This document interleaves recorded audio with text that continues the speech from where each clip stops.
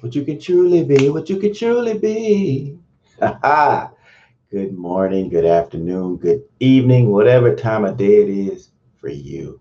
Listen, I just want to hop on for a brief moment and check in with you. The title of this video is Corona Check In, and I just really and truly, sincerely want to know how you are doing. As a world, as a country, as a society, we are faced with a situation unlike any we've ever experienced in the history of mankind. Yeah, like the AKA say, this is a serious matter.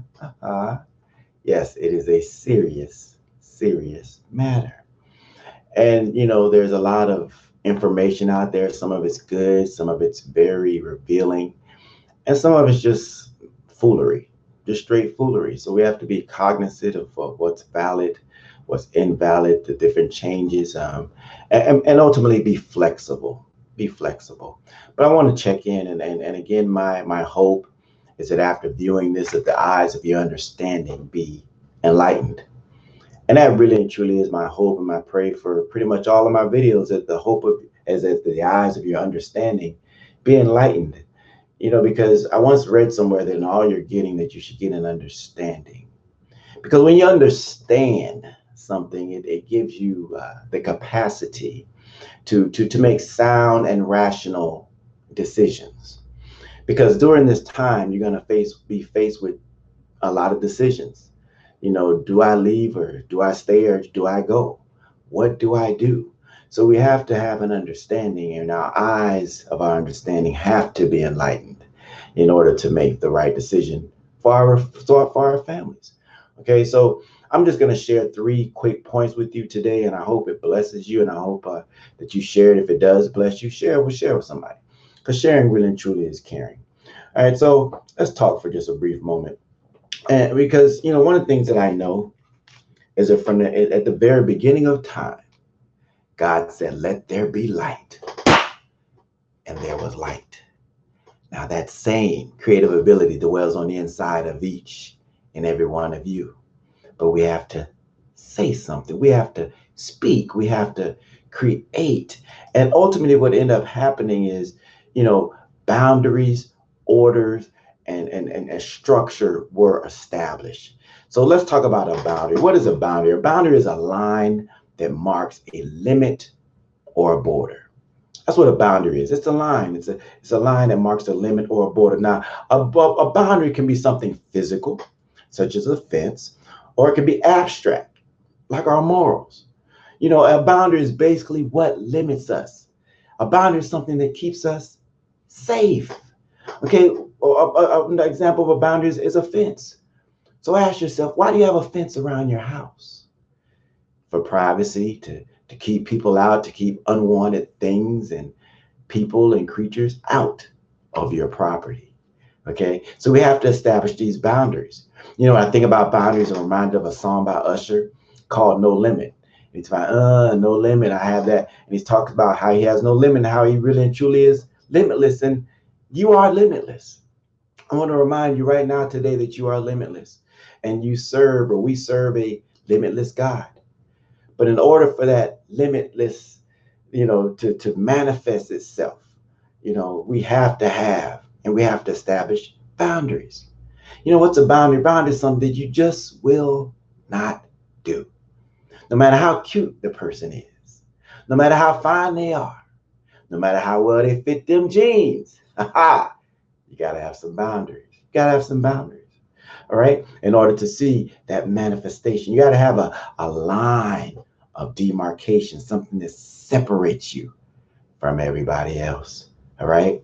Boundaries. The next point I want to talk about very briefly is something called order. Order. Think about what's happening right now in the world. Order is being established. And for some of you, this might go over your head. It's a new world order that's being established. Okay. But what is order? Order is the arrangement or the disposition of a people or things in relation to each other. You got that 6 feet rule, social distancing, which is something that we all should be practicing. But understand, have some wisdom in that, because social distancing does not mean social isolation. Does not mean social isolation. call people, talk to people, write people letters, go old school. Okay. But reach out and touch someone.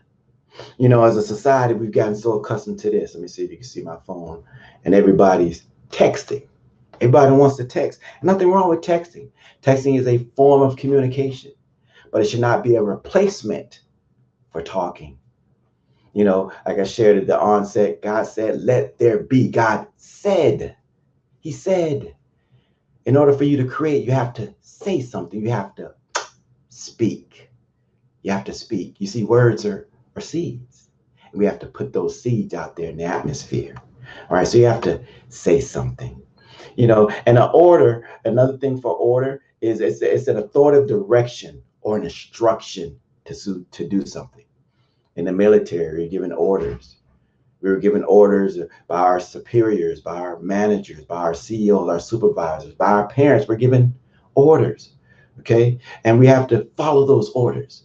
But I want to share an order with you very quickly or very briefly. And I think if we do this, it'll kind of help us get back to where we need to be as a world. And it's from 2 Chronicles 7:14. And it says, if my people who are called by my name would just humble themselves, be humble. We don't see that really anymore. But you got to be humble. What we see displayed, unfortunately, is pride, arrogance, and that's not a good thing. Humble yourselves. If that's a condition, you may be asking yourself, if there is such a omnipotent and omnipresent God or Heavenly Father or superior being, why is He allowing this situation to happen in the world? You may ask yourself, well, why do bad things happen to good people? Well, do you not know that it rains on both the just as well as the unjust? It takes both rain and sunshine in order for a flower to grow. So no one is exempt. No one is exempt. And all this situation is doing is leveling the playing field. It's showing everybody that we are truly more alike than we are different. I reside in the United States of America, and in this great nation, unless you're a Native American, you came over in somebody's ship. And we all came over in different ships, but right now, don't get it twisted. We all in the same boat. We all in the same boat. So establish some order. Establish some order. Yes, indeed. Establish order. So the next point and last point that I'm going to share with you in this brief video, something called structure. Structure. Structure is the arrangement of and relations between the parts or elements of something complex. Now, structure can be a noun or a verb. So what you see on the screen is the noun. It's the arrangement of and relation between the parts or elements of something that's complex. You see a structure. But it's also can be a verb, an action word. And in the verb definition means to construct or arrange according to a plan. According to a plan. All right? This is part of God's master plan. He didn't necessarily start it because He doesn't like bad things, but He allows things to happen because He's given us dominion. He's given us authority here on earth. He's given us dominion over the fish of the sea, the fowl of the air. He's given us authority over everything except other people. And so when you see that happening, God is not pleased. So He has to establish some order, some boundaries, orders, and get back to the structure, get back to the structure. All right. Now I'm going to conclude this episode, this brief video, but I want to end with a quote by the late Michelangelo. And when he was asked one time, well, how do you make these great structures, these marvelous paintings and things of that nature? And he said, I saw the angel in the marble and I carved until I set him free. I carved, I chipped away until I set it free. And right now you may be feeling like, well, let me ask, have you ever felt as though like you were kept getting hit and someone was banging on you with a hammer? No matter what you did, no matter what you attempted to do, it was like you're getting beat on and hammered. Is that you? I'm going to raise my hand because I can answer yes to that question. I can raise both hands. And We've been there and done that. And you might feel as though you're being chipped at and carved.